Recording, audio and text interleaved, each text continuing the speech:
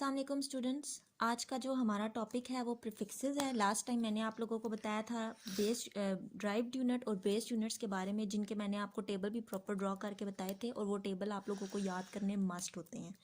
Next आपके पास है prefixes. अब प्रीफिक्सेस क्या होता है कि sum of the quantities are either very small और लार्ज, यानी कि कुछ क्वांटिटीज़ हमारे पास बहुत ज़्यादा बड़ी हो जाती हैं। फॉर एग्जांपल अगर आप लोग एग्जांपल देखें तो 250,000 मीटर या 0.02 वाट एक्सेट्रा, इस तरह के अगर आप एग्जांपल्स देख लें तो फिर क्या होता है कि ऐसा unit have the advantages that there multiple and sub multiples can be expressed in terms of prefixes, यानी कि इतनी बड़ी बड़ी वैल्यू को हम लोग छोटा करके लिखते हैं और वो चीज़ हम लोगों के पास आती है प्रीफिक्सेस से। प्रीफिक्सेस आर द वर्ड्स और लेटर एडिड बिफोर ऐसा यूनिट, यानी कि प्रीफिक्सेस जो है वो यूनिट से, जो ऐसे यूनिट्स होते हैं उससे पहले हम लोग लगाते हैं, हम लोग उससे पहले जो है वो यूज़ करते हैं। Such as kilo, mega, giga and milli. ये साइड पे आप लोगों को जो टेबल नज़र आ रहा है इसमें आप लोगों के पास ये पूरा प्रीफिक्सेस टेबल बना हुआ है। Exa, peta, tera, giga, mega, kilo, hecto, deca, deci, ये सारा आपके पास जो है वो टेबल बना हुआ है और ये वाला टेबल भी आप लोगों को याद करना मस्ट होता है। तो ये आपके पास होता है प्रीफिक्सेस टेबल होता है, ठीक है। अच्छा जी, दीज प्रीफिक्सेस आर टेबल, ये आपके पास गिवन है इसमें, ठीक हो गया। The prefixes are useful to express very large और स्मॉल क्वांटिटी।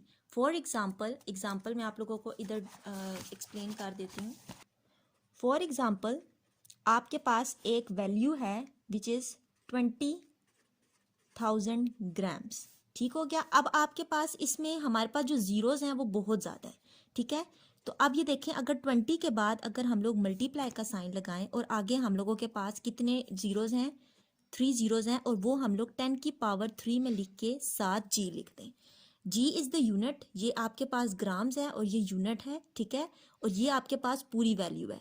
आपने क्या किया कि इस 20 को आपने इसको ऐसे ही एज इट इज़ लिखा और ये जो 3 आपके पास ज़ीरोज़ हैं इसको आपने multiply by 10 raise to the power 3 में लिख दिया। अब अकॉर्डिंग टू प्रीफिक्सेस टेबल के अकॉर्डिंग आपके पास 10 रेज टू द पावर 3 देखें, 10 रेज टू द पावर 3 ये लिखा हुआ है और ये किसके इक्वल है, किलो, एंड किलो का सिंबल है स्मॉल के। तो इट्स मीन कि ये वाली जो चीज़ आपके पास है 10 रेज टू द पावर 3, ये आपके पास किस चीज़ के इक्वल है, किलो के इक्वल, और इसको हम लोग स्मॉल के से डिनोट करते हैं। तो इसको हम लोग कैसे लिखेंगे, 20 एज इट इज़, ठीक है। अब ये 10 रेज टू द पावर 3 की जगह हम लोगों ने लगा दिया के और ये आ गया हमारे पास स्मॉल जी। तो हमारे पास ये जो 20,000 ग्राम्स था ये इजीली हमारे पास 20 kg आ गया, ठीक हो गया। ये आपके पास आ गई एग्जाम्पल नंबर 1। एक और एग्जाम्पल से मैं आपको समझाती हूँ कि फॉर एग्जाम्पल आपके पास है एक वैल्यू ये, ठीक हो गया। अब आपने क्या किया कि ये 200 आपने एज इट इज़ लिखा, ठीक है। इसके बाद जो 3 ज़ीरोज़ आ रहे हैं आप लोगों ने इसको 10 की पावर 3 में लिख दिया, ठीक। और ये आपके पास यूनिट है, इसको आपने एज इट इज़ नीचे उसी तरह आपने नीचे उतार लिया, ठीक हो गया। अब उसी तरह जिस तरह 10 raise to the power 3 kilo के इक्वल था, तो यहाँ पे भी हमारे पास 10 रेज टू द पावर 3 है, तो ये भी आपके पास किलो यानी कि स्मॉल के इक्वल आ गया। 200 आपने एज इट इज़ लिखा, मल्टीप्लाई और ये जो 10 रेज टू द पावर 3 इसकी जगह आपने किलो लिखा और बाकी यूनिट जो है वो आपके पास एज इट इज़ आ गया। तो इट्स मीन के प्रीफिक्सेस की जो डेफिनेशन के अकॉर्डिंग वो ये था कि आपके पास यूनिट से पहले हम लोग प्रीफिक्सेस यूज़ करते हैं ताकि आपके पास ये जो बड़ी वैल्यू है इसको स्मॉल करके हम लोग लिख सकें। अब इसके बाद एक और थर्ड एग्जाम्पल है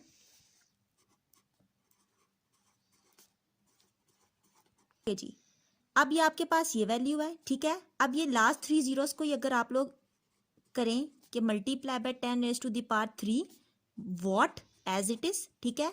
अब 10 रेज टू द पावर 3 जो है वो किलो के इक्वल आया, तो किलो के इक्वल आ गया, ठीक हो गया।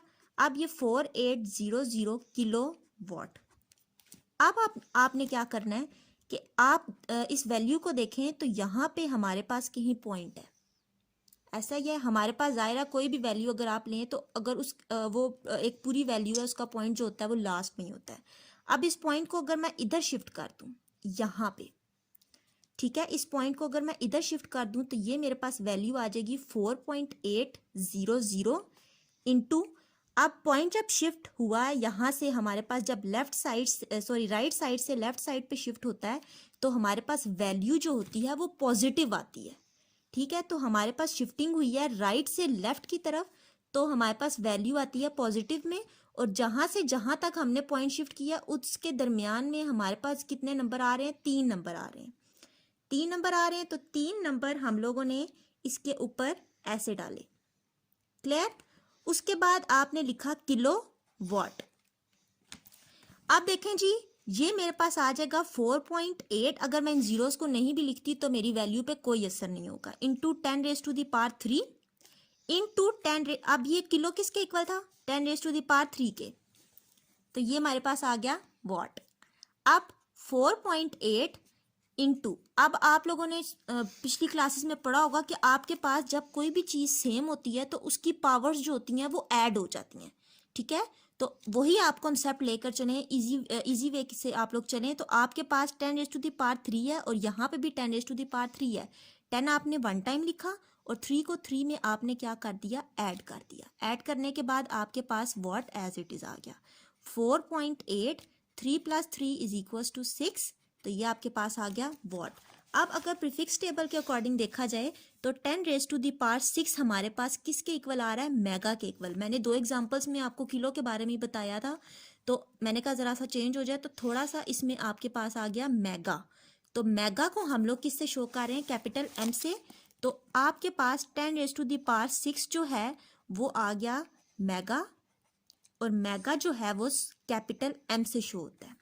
तो 4.8 mega what is your answer.